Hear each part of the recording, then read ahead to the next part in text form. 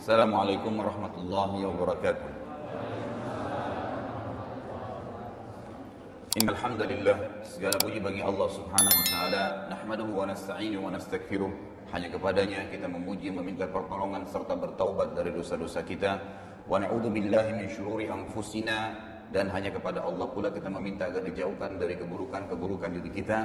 Wa min sayyiati a'malina, serta dosa-dosa yang pernah kita lakukan. May yahdihillahu fala mudhillalah, barang siapa yang telah Allah berikan hidayah maka tidak akan pernah sesat selamanya.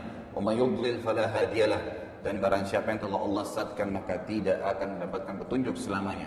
Asyhadu an la ilaha illallah wahdahu la syarika lahu wa asyhadu anna Muhammadan abduhu wa rasuluh. Saya bersaksi tiada Tuhan yang berhak disembah kecuali Allah, dan Muhammad benar-benar hamba juga utusannya. Qala Allah Ta'ala, Allah mengingatkan kita dalam kitabnya, Ya ayyuhalladzina amanu taqullaha haqqa tuqatih wa la tamutunna illa wa antum muslimun. Hai sekalian orang-orang yang beriman, bertakwalah pada Allah, patuhlah pada Allah sesungguhnya Tuhan sebenar-benar patuh, dan janganlah sekali-kali kalian meninggal dunia kecuali dalam keadaan Islam. Di ayat yang kedua, qala Allah azza wa jalla, ayuhan nasu taqu rabbakum alladzi khalaqakum min nafsin wahidah wa khalaqa minha zawjaha wa batha minhuma rijalan katsiran wa nisaa'a. Wattaqullaha alladzi tasaaluna bihi wal arham innallaha kana 'alaikum raqiba. Hai sekalian manusia, sekali lagi bertakwalah atau patuhlah pada Allah satu-satunya Tuhan yang telah menciptakan kalian dari jiwa yang satu, yaitu Adam alaihissalam, dan telah menjadikan dari jiwa yang satu istrinya Hawa alaihissalam, dan telah banyak memberikan keturunan laki-laki juga perempuan dari keduanya. Sekali lagi bertakwalah pada Allah, hanya patuhlah kepada Allah dan jagalah hubungan silaturahim. Sesungguhnya Allah senantiasa mengawasi kalian. Di ayat yang ketiga, Ya ayyuhalladzina amanu taqullaha wa qulu qawlan sadida yuslih lakum a'malakum wa yaghfir lakum dhunubakum wa may yuti'illaha wa rasulahu faqad faza fawzan 'azima.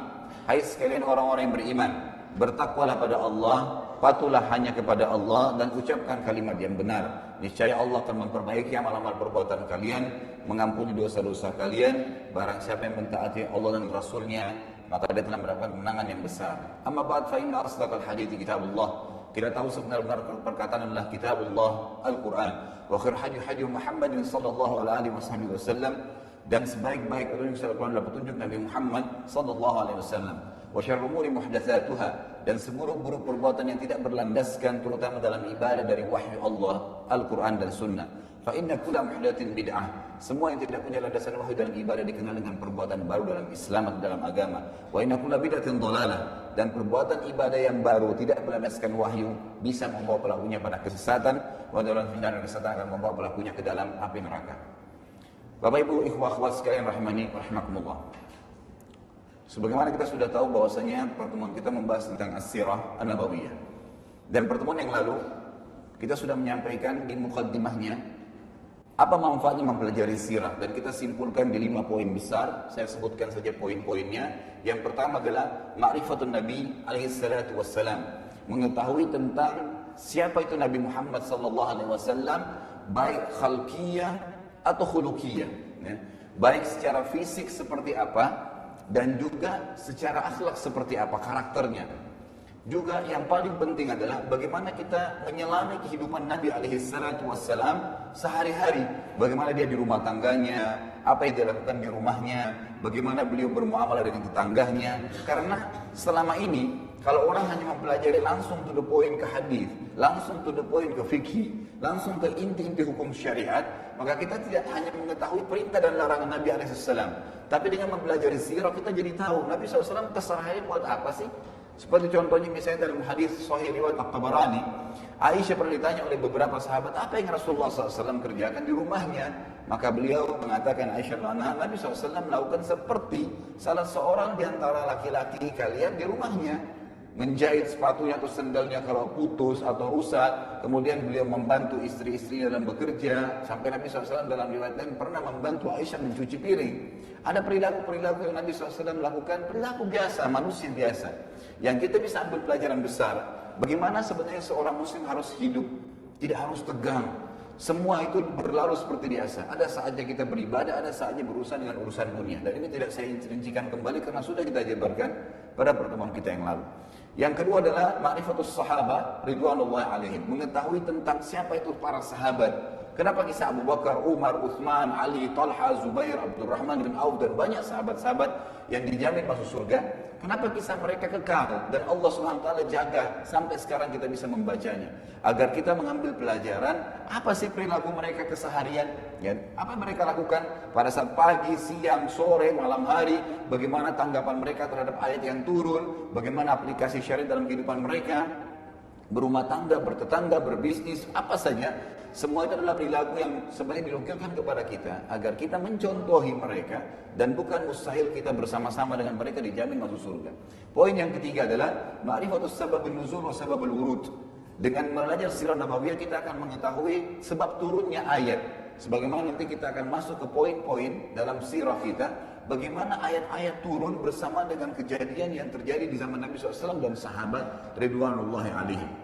Kemudian sebab urut, sebab disebutkannya hadis.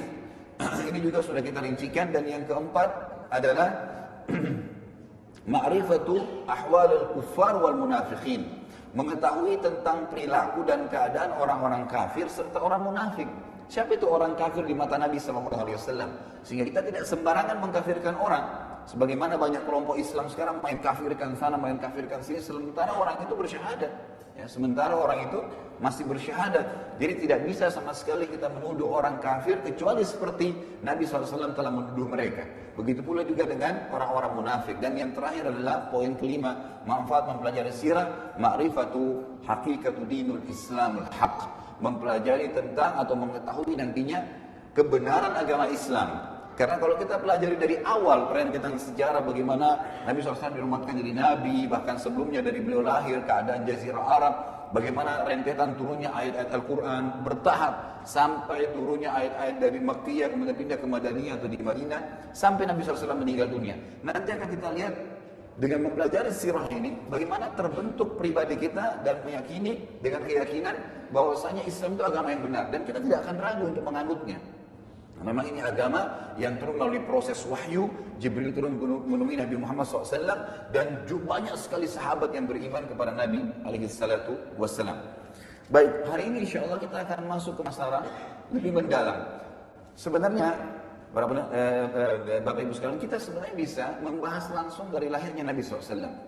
Tapi saya sudah menyusun sebuah tema yang saya tidak ingin membahas dulu langsung dari lahirnya Nabi SAW, karena itu umum dibahas oleh banyak ustaz kita. Tapi saya ingin coba tarik kita jauh ke belakang dulu. Salah satu kakek Nabi SAW adalah Nabi Ibrahim dan Nabi Ismail alaihissalam. Maka kita akan mulai dari kisah mereka, sehingga kita tahu nih bagaimana keadaan atau siapa ya jalur keturunan Nabi SAW, dan bagaimana keadaan orang-orang Arab sebelum Nabi SAW diutus. Maka akan ada poin-poin penting yang dibahas adalah kisahnya air Zam-Zam, substansial judulnya, dan pembangunan Ka'bah. Dan pembangunan Ka'bah serta di dalamnya tentu ada berurusan dengan perintah tentang haji dan gitu. Dan itu insya Allah akan kita jabarkan nanti. Ini poinnya.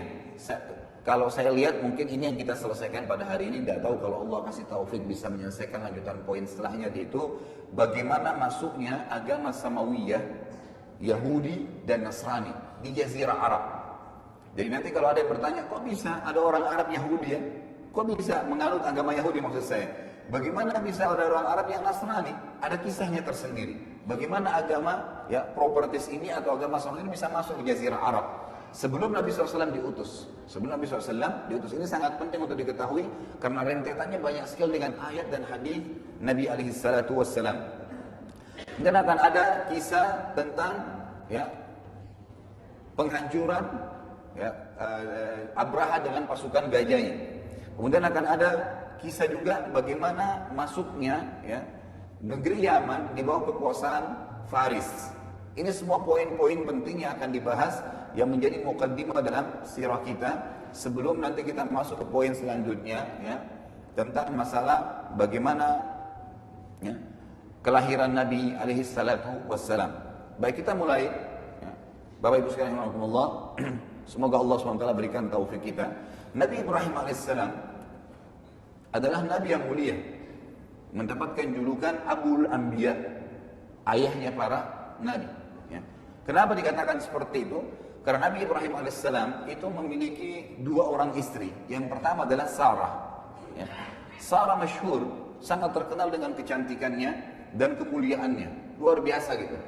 Tentu kita tidak akan terlalu mendalam membahas tentang bagaimana keadaan atau kehidupan ya Sarah bersama Ibrahim alaihissalam, tapi ada beberapa yang disebutkan dalam ayat Al-Quran dan juga hadis Nabi SAW yang penting untuk kita ketahui berhubungan dengan pelajaran sirah kita ini.